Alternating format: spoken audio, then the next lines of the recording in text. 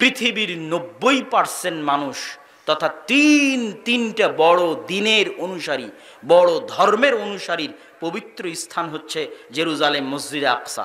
যেহেতু মুসা আলাইহিস সালাম এটার জন্য জীবন দিয়েছে, ঈসা বিন নূন জীবন দিয়েছে, দাউদ সুলাইমান যুদ্ধ করেছে, তো এই জন্য ইহুদি যারা আছে তাদের কাছে এটা সবচেয়ে পবিত্র। ঈসা আলাইহিস সালাম এখানে জন্ম হয়েছে, তার মা এই মসজিদের খাদেম ছিলেন, এই জন্য খ্রিস্টানদের কাছে এটা সবচেয়ে পবিত্র। আর আমরা মুসলমানেরা তো আছি। তাহলে পৃথিবীতে এর চাইতে বড় আর কোনো কারণ নাই যেখানে পৃথিবীর 90% মানুষ যুদ্ধে জড়িয়ে যেতে পারে। মানে এর চেয়ে বড় আর কারণ পৃথিবীতে নাই, যেই কারণে পৃথিবীর 90% মানুষ যুদ্ধে জড়িয়ে যেতে পারে। কিসের প্রথম বিশ্বযুদ্ধ, কিসের দ্বিতীয় বিশ্বযুদ্ধ, সবচেয়ে বড় যুদ্ধ হবে এই মসজিদকে কেন্দ্র করে, এই শহরকে কেন্দ্র করে, যেটাতে পৃথিবীর 90% মানুষ জড়িয়ে যাবে। কেন এর চেয়ে বড় কারণ আর পৃথিবীতে নাই যেটার পিছনে এত বড় যুদ্ধ হতে পারে। একটাই কারণ, সেটা হচ্ছে এই মসজিদ। এই মসজিদকে নিয়ে যুদ্ধ হতে পারে, এই শহরকে নিয়ে যুদ্ধ হতে পারে, যেগুলো কিয়ামতের পূর্ব মুহূর্তে সব বড় বড় যুদ্ধ এখানে সংঘটিত হবে। দাজ্জালকেও ঈসা আলাইহিস সালাতু ওয়াস সালাম এই জেরুজালেম শহরের গেটেই হত্যা করবেন।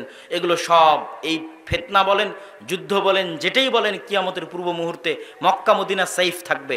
যা ঘটবে মসজিদে আকসাকে কেন্দ্র করে ঘটবে, জেরুজালেমকে কেন্দ্র করে ঘটবে। আমরা চলে আসি আমাদের নবীর ইতিহাসে, আমাদের নবীর জীবনীতে। আমাদের নবী মুহাম্মদ সাল্লাল্লাহু আলাইহি ওয়াসাল্লামের সাথে জেরুজালেম মসজিদে আকসার সম্পর্ক কি? আমাদের নবী মুহাম্মদ সাল্লাল্লাহু আলাইহি ওয়াসাল্লামের সাথে জেরুজালেমের বেশি না 3টে সম্পর্ক বলে আমরা বক্তব্যের মুসলমানদের জেরুজালেম বিজয়ের ঘটনায় এগিয়ে যাব। এক, যখন আল্লাহ সালাত ফরজ করলেন তখন মুহাম্মদ সাল্লাল্লাহু আলাইহি ওয়াসাল্লামকে আদেশ দিলেন মসজিদে আকসা মুখিয়ে সালাত আদায় করো। এটা মুহাম্মদ সাল্লাল্লাহু আলাইহি ওয়াসাল্লামের জন্য অনেক কষ্টের ছিল। কেন কষ্টের ছিল? তিনি জন্মের পর থেকে দেখছেন কাবা সবচেয়ে পবিত্র ঘর। তার বাপ দাদা আদি পুরুষ কাবা ঘরের খেদমত করেছে। সেই কাবা ঘরকে পাশে রেখে, সেই কাবা ঘরকে নিজের কাছে রেখে আল্লাহ বলছে মসজিদে আকসা মুখিয়ে সালাত আদায় করে। তাই একদিন দুই দিন নয়, 17 মাস। কদ নারা তাকাল্লুবা ওয়াজহিকা ফিস সামা। আর আল্লাহর নবী বারবার আসমানের দিকে চাইতে থাকলেন, কখন আল্লাহর ওহী আসবে, মসজিদ আকসা পরিবর্তন হয়ে কাবা কিবলা হয়ে যাবে। কিন্তু শুরু করলেন আল্লাহ মসজিদে আকসা দিয়ে। এটা ছিল মদিনায় অবস্থানরত ইহুদি, মদিনায় অবস্থানরত খ্রিস্টানদের কাছে মেসেজ যে এটা হচ্ছে দ্বীনে হক। তোমরা যেই মসজিদে আকসাকে পবিত্র মনে করো, সেই মসজিদে আকসাই মুসলমানদের প্রথম কিবলা। বলেন আল্লাহু আকবার। এটা আল্লাহ সুবহানাহু ওয়া তাআলার হিকমা যে মুসলমানদের প্রথম কিবলা, মুসলমানদের প্রথম মসজিদ, যেই মসজিদ মুখী হয়ে তৈরি হয়েছে সেটা মসজিদ আকসা। মুহাম্মদ সাল্লাল্লাহু আলাইহি ওয়াসাল্লামের জীবনে দ্বিতীয় ঘটনা, সুবহানাল্লাযী আসরা বিআবদিহি লাইলাম মিনাল মাসজিদিল হারামি ইলাল মাসজিদিল আকসা আল্লাযী বারাকনা হাওলাহু। ওই সত্তার পবিত্রতা বর্ণনা করছি যিনি তার বান্দা মুহাম্মদ সাল্লাল্লাহু আলাইহি ওয়াসাল্লামকে মসজিদে হারাম মক্কার কাবা থেকে রাতের বেলা সফর করিয়েছেন মসজিদে আকসায়। কোন মসজিদে আকসাই? আল্লাযী বারাকনা হাওলা, যেই মসজিদে আকসার চারিদিকে আমি আল্লাহ বরকত দিয়ে ঘিরে রেখেছি। বলেন আল্লাহু আকবার। কোরআনের আয়াতের অনুবাদ করলাম। কোরআনের আয়াতে আল্লাহ বলছেন মসজিদে আকসার চারিদিকে আমি বরকত দিয়ে ঘিরে রেখেছি, বারাকনা হাওলা। তাহলে মুহাম্মদ সাল্লাল্লাহু আলাইহি ওয়াসাল্লাম কাবা থেকে সরাসরি তিনি আসমানে যাননি, কাবা থেকে তিনি মসজিদে আকসায় গেছেন, মসজিদে আকসা থেকে তিনি আসমানে গেছেন। এটা মুহাম্মদ সাল্লাল্লাহু আলাইহি ওয়াসাল্লামের জীবনের দ্বিতীয় ঘটনা। মসজিদে আকসায় তিনি বোরাক বেঁধেছেন, ওই বোরাক বাঁধার জায়গা এখনো আছে। মসজিদে আকসায় তিনি নবীদের ইমামতি করে সালাত আদায় করিয়েছেন।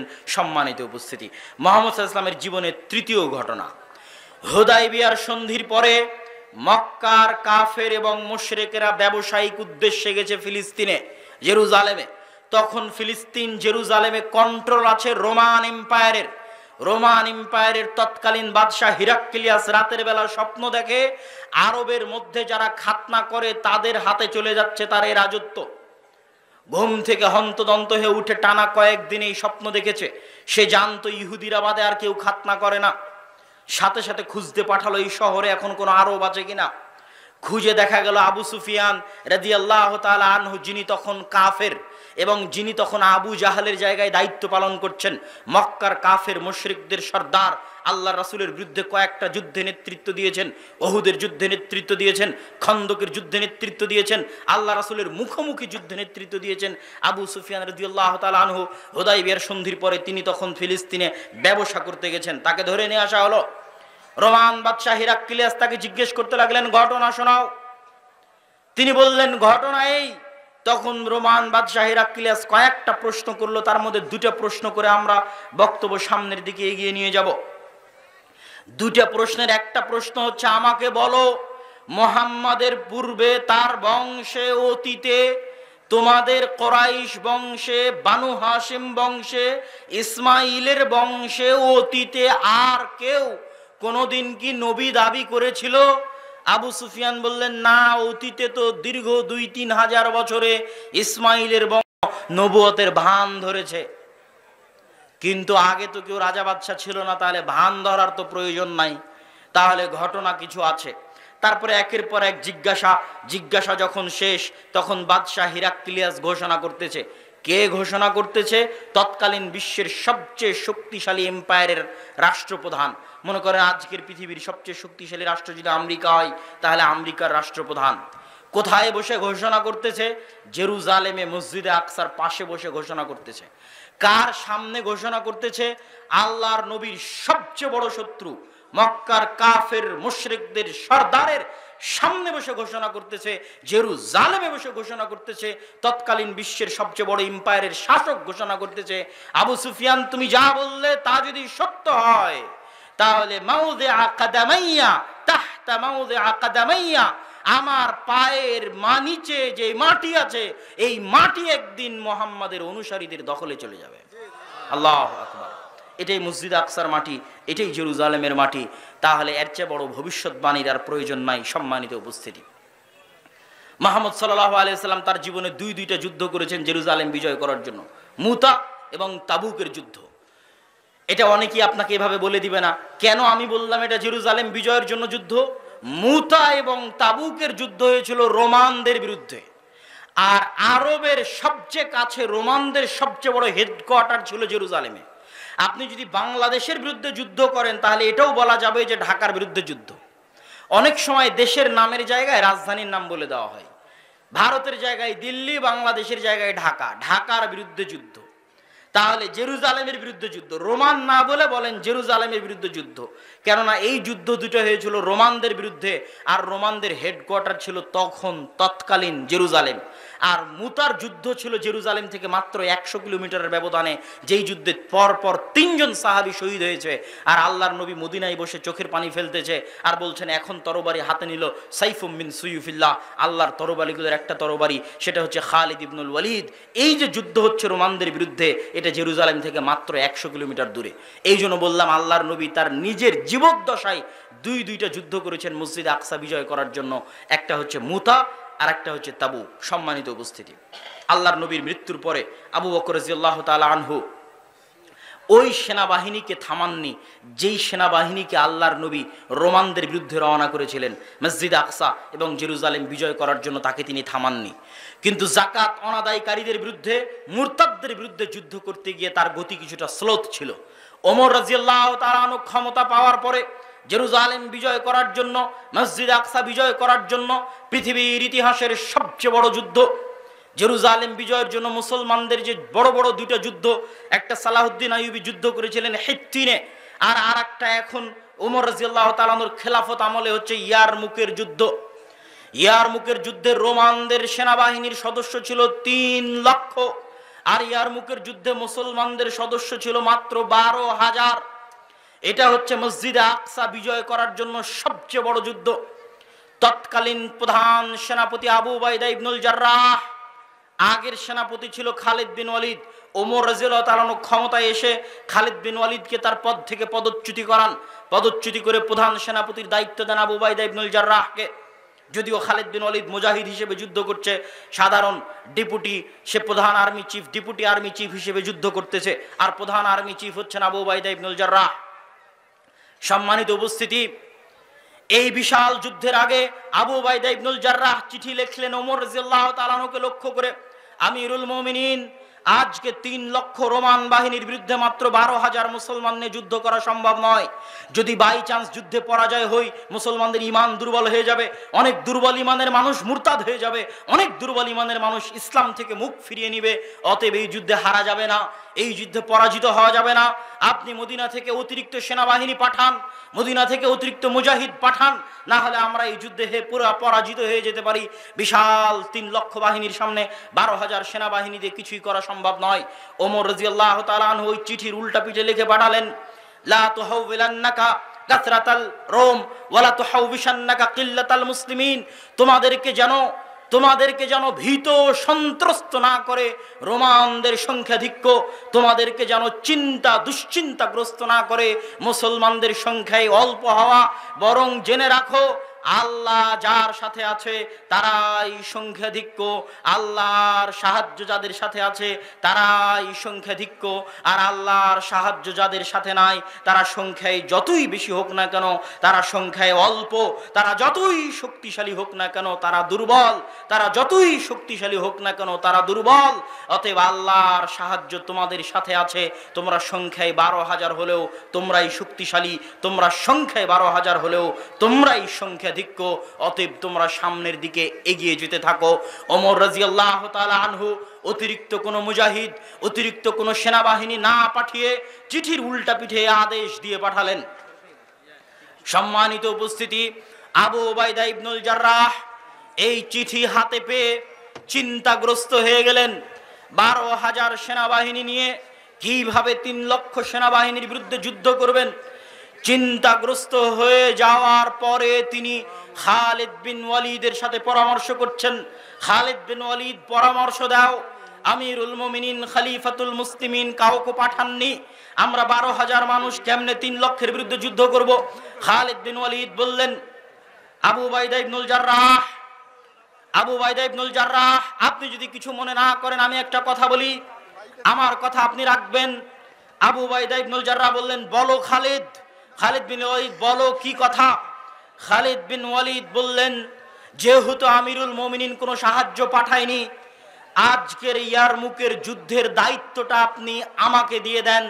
আপনি যদিও কাগজে কলমে প্রধান সেনাপতি, কিন্তু আজকে ইয়ারমুকের যুদ্ধে আমি খালিদ বিন ওয়ালিদ প্রধান সেনাপতির দায়িত্ব পালন করব। আমার এই কথাটুকু যদি আপনি রাখেন তাহলে আমাকে প্রধান সেনাপতির দায়িত্ব দিয়ে দেন। আবু উবাইদা ইবনুল জাররাহ বললেন, ঠিক আছে, কোনো সমস্যা নাই, খালিদ তুমি প্রধান সেনাপতির দায়িত্ব পালন করো।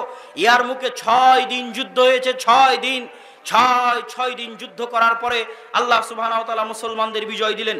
মুসলমানেরা 4টা দলে ভাগ হয়ে গেল, প্রত্যেকটা দলের প্রধান ছিল একজন সাহাবী।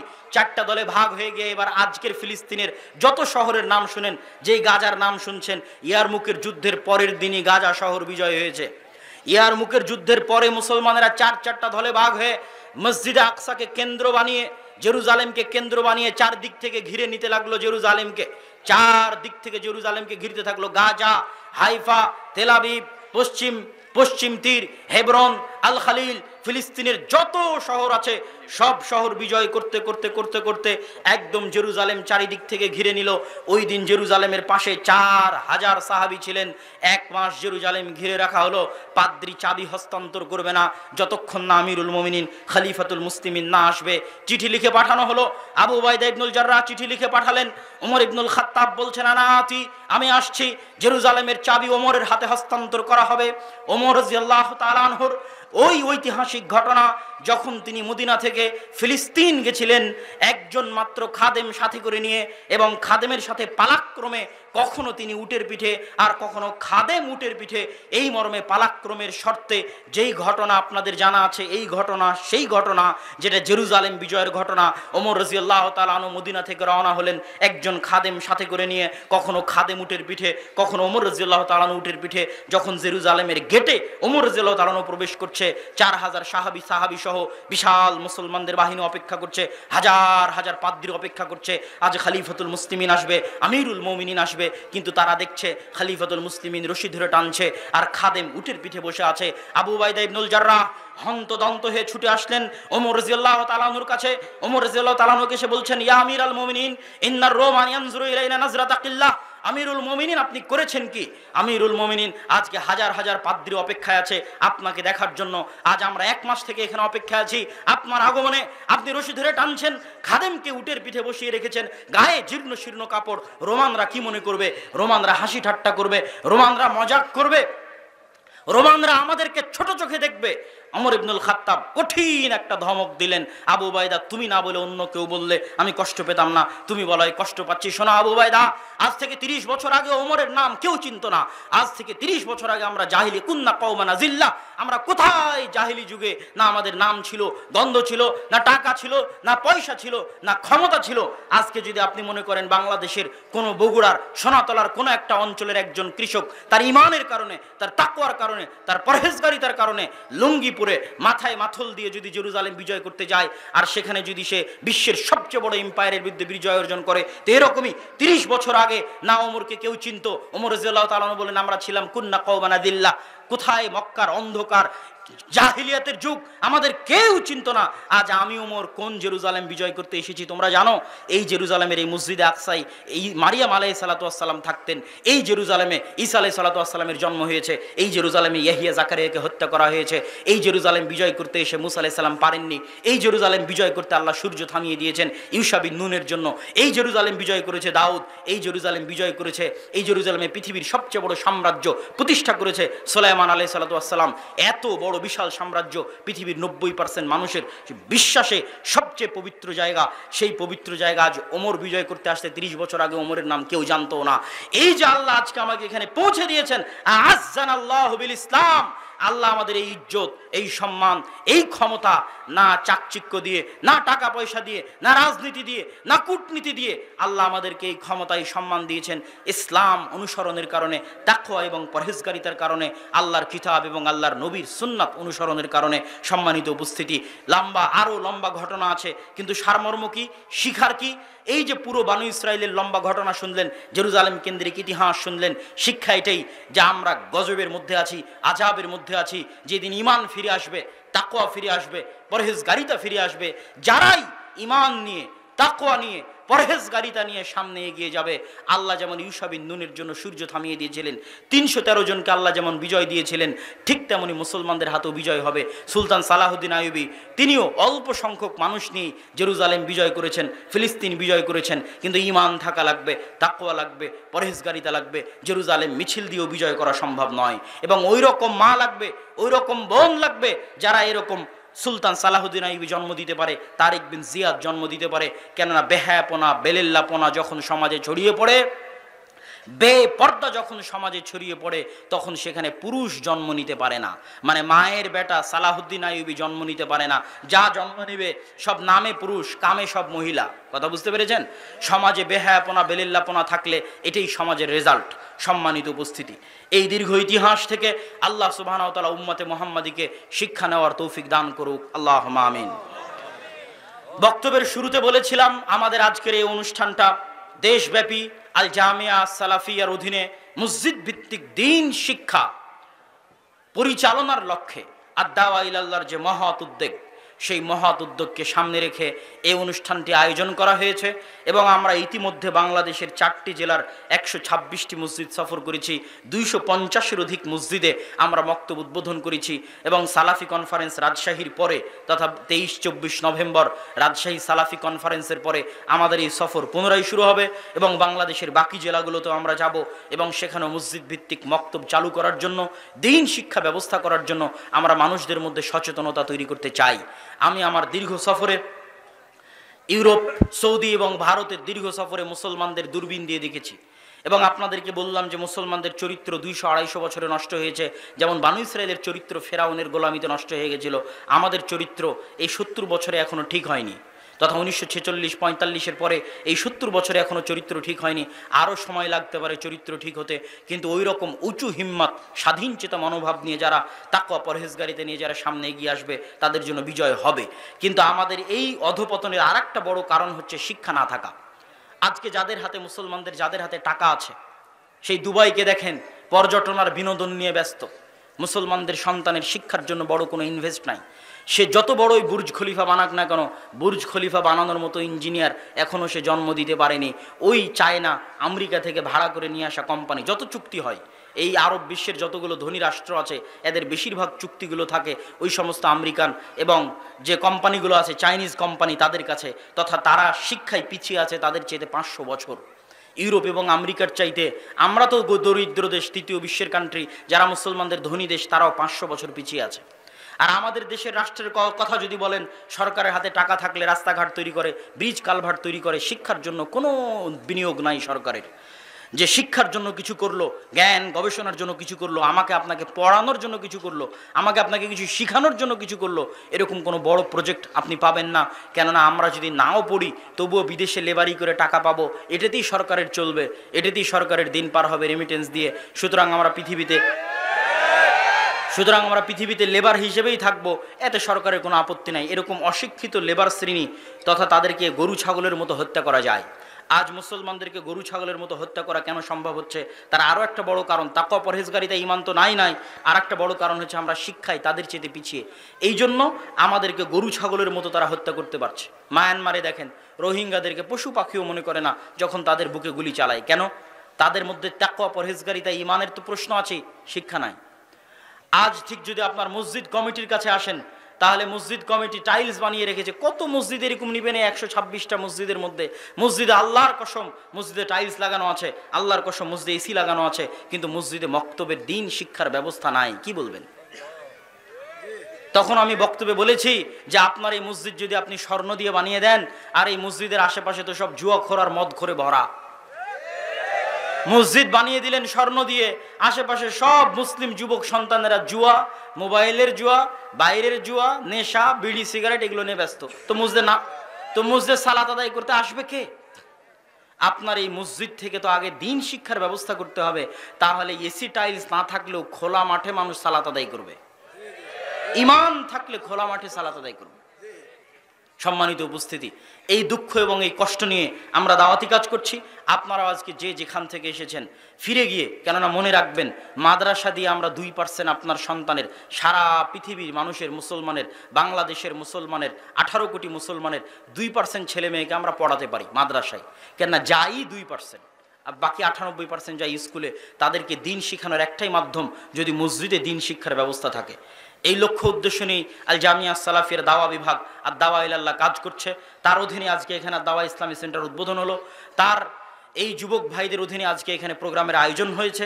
এবং আপনাদের এই চরেও আমরা কিছু মক্তব আগে থেকে, প্রায় 2 বছর আগে থেকে আমরা 100টা মক্তব পরিচালনা করে আসি। তার মধ্যে কিছু এই অঞ্চলের চরে আছে, বগুড়াতে, কিছু গাইবান্ধার চরে আছে বেশিরভাগগুলো।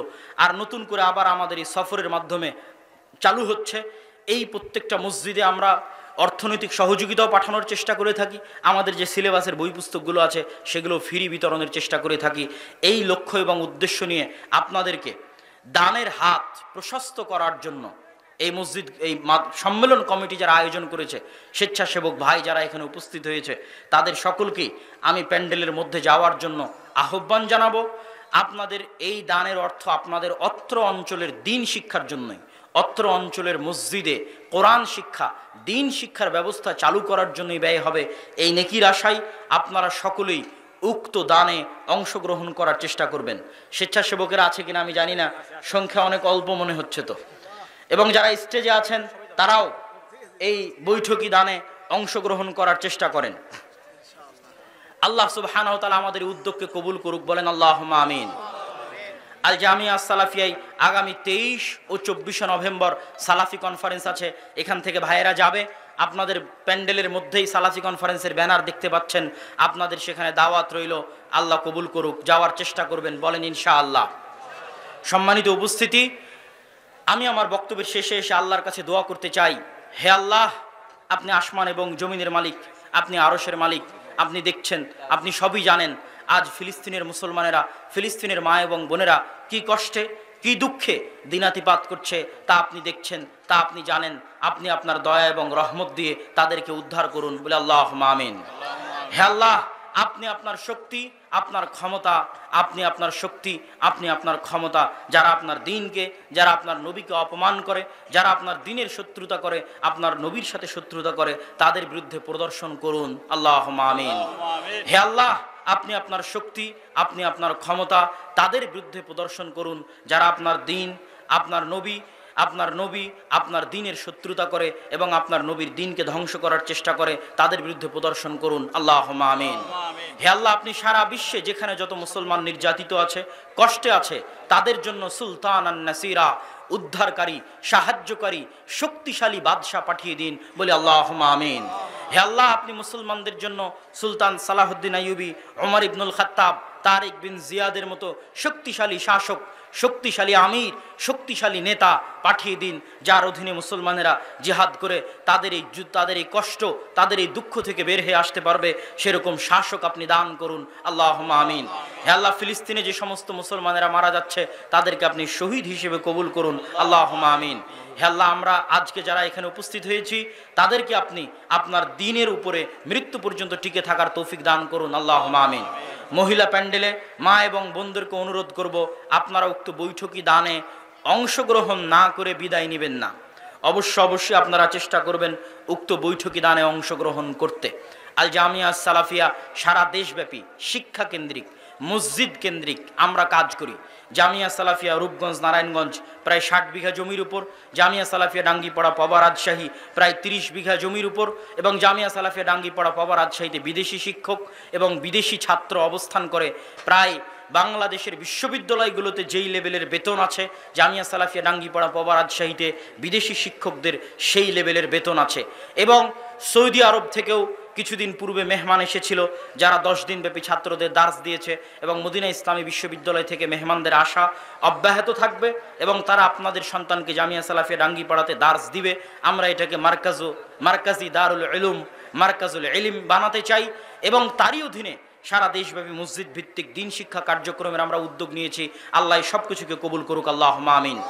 যারা আজকের এই বক্তব্যটা লিখিত আকারে পড়তে চান, এই মাসেরই যদি মাসিকাল ইতিসাম থাকে, নভেম্বরের মাসিকাল ইতিসাম আজকে আছে কিনা, নিয়মিত পুরো জেরুজালেমের ইতিহাস লিখিত আকারে যাচ্ছে। যাওয়ার সময় মাসিকাল ইতিসাম নেওয়ার চেষ্টা করবেন, আমাদের যে বই পুস্তকগুলো আছে সেগুলো নেওয়ার চেষ্টা করবেন। আর জেরুজালেমের ইতিহাসটা পর্ব আকারে মাসিকাল ইতিসামে যাচ্ছে। আল্লাহ সুবহানাহু ওয়া তাআলা কবুল করুক। সম্মানিত উপস্থিতি, আমি আমার বক্তব্য এই বলে শেষ করছি। সুবহানাকা আল্লাহুম্মা বিহামদিকা আশহাদু আল্লা ইলাহা ইল্লা আনতা আস্তাগফিরুকা ওয়া আতুবু ইলাইক ওয়া আখিরু দাওয়ানা আনিল হামদুলিল্লাহি রাব্বিল আলামিন। আসসালামু আলাইকুম ওয়া রাহমাতুল্লাহি ওয়া বারাকাতুহু।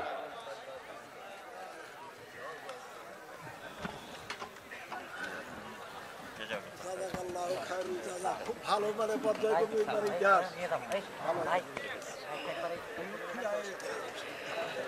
আজ আমাদের মুসলমান ভাইয়েরা ঘর বাড়ি ছাড়া আছে, মিলবে, একদম হুবহু মিলবে। ওই ঘর বাড়ি ছাড়ার কথা এটার মধ্যেও পাবেন। এই জেরুজালেমের কথাই বলবে যে কেমনে তারা ঘর বাড়ি ছাড়া হয়েছে।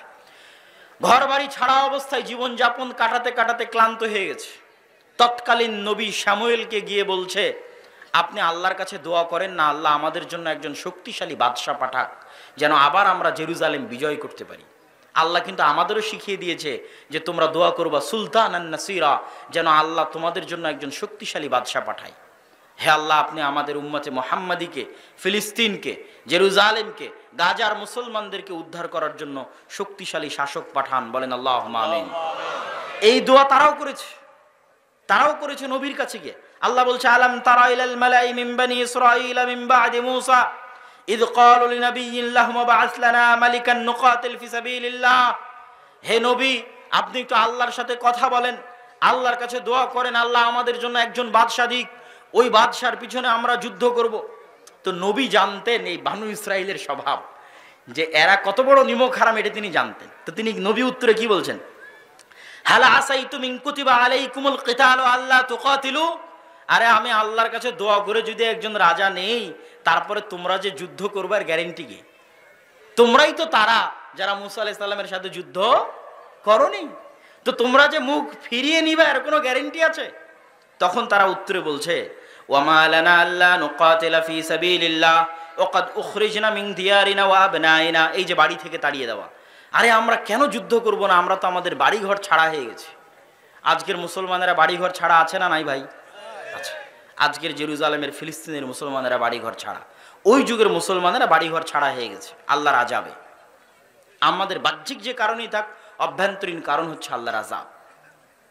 তো আমরা তো আমাদের বাড়িঘর ছাড়া হয়ে গেছি, আমরা কেন যুদ্ধ করব না? অবশ্যই করব। আপনি আল্লাহর কাছে দোয়া করেন। ফালাম্মা কুতিবা আলাইহিমুল কিতালু তাওয়াল্লাউ ইল্লা কালিলাম মিনহুম। কিন্তু সত্যি সত্যি যখন আল্লাহ বাদশা পাঠিয়ে দিলেন, তখন যুদ্ধ আর তেমন বেশি মানুষ করতে পারলো না। হাজার হাজার মানুষ থেকে মাত্র 313 জন যুদ্ধ করতে পেরেছিল, মাত্র। বাকি সব পরীক্ষায় ফেল করেছে। কিভাবে আল্লাহ তাদের পরীক্ষা করেছিলেন সেটাও বলছেন। কাদ বা'আসা লাকুম তালুতা মালিকা, তখন নবী বলে দিলেন আল্লাহ তোমাদের জন্য রাজা করে দিয়েছেন তালুতকে। ওরা বলছে আরে তালুত রাজা হলো মানে আমরা এত বড় বড় সমাজের সব বড় বড় নেতা, আমরা থাকতে তালুত রাজা হবে? আল্লাহ কোরআন মাজিদে বলছেন তালুত তোমাদের চেয়ে জ্ঞানে এবং শক্তি সামর্থ্যে বড়, এই জন্য তাকে আমি রাজা বানিয়েছি, তোমরা তার আনুগত্য করো। ঠিক আছে, তালুতের আনুগত্য করে এবার যুদ্ধের মাঠে অবতীর্ণ হবেন। যুদ্ধের মাঠে অবতীর্ণ হলে তাবুত ফিরে পাওয়া যাবে। তাবুত কি? তাবুত হচ্ছে মুসা আলাইহিস সালামের লাঠি, তাবুত হচ্ছে মুসা আলাইহিস সালামের পাথর, যেই পাথর ফেটে ঝর্ণা বের হয়েছিল। ওইটা যারা জেরুজালেম থেকে এদের তাড়িয়ে দিয়েছিল জুলিয়েট বাদশাহ, যার নাম আল্লাহ কোরআনে বলেছে জালুত, ওই জালুত নিয়ে চলে গেছিল। তো ওখান থেকে বানু ইসরাইলরা বরকত পেত, বরকত লাভ করত। তো বলছে যদি তোমরা এই যুদ্ধে বিজয়ী হও তাহলে মুসার লাঠি আর পাথর পুনরায় তোমাদের ফিরিয়ে দেওয়া হবে, যাতে তোমরা বরকত লাভ করতে পারো। তো যুদ্ধের জন্য রওনা দিয়েছে। আল্লাহ পরীক্ষা স্বরূপ বলেছে এই যুদ্ধে যাওয়ার পথে নদী আছে, নদীতে যদি পানি পান করো যুদ্ধে অংশগ্রহণ করতে পারবে না, নদীতে যদি পানি পান না করো যুদ্ধে অংশগ্রহণ করতে পারবে। ঠিক আছে, সবাই পানি পান করে নিয়েছে, ৩১৩ জন পানি পান করেনি। এই ৩১৩ জন নদী পার হওয়ার পর দেখছে বিশাল সেনাবাহিনী জালুতের, এত বড় বিশাল সেনাবাহিনীর সামনে ৩১৩ জন কেমনে যুদ্ধ করবে? কোরআনে আল্লাহ তারা বলছে, কোরআনে বর্ণনা করছে, তারা বলছে লা তাকাতা লানা আল-ইয়াওমা বিজালুতা ওয়া জুনুদি, এত বিশাল সেনাবাহিনীর সাথে আমরা ৩১৩ জন কেমনে যুদ্ধ করব?